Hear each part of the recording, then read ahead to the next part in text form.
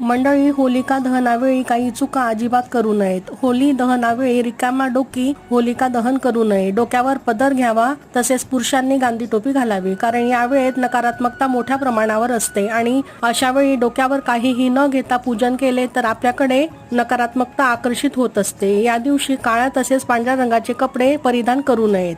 याशिवाय या दिवशी रस्त्यावर पडलेल्या कोणत्याही वस्तूला हाताने किंवा पायाने स्पर्श करू नये, कारण हा दिवस तंत्रमंत्र सिद्धी यासारख्या तांत्रिक गोष्टी मोठ्या प्रमाणावर केल्या जातात.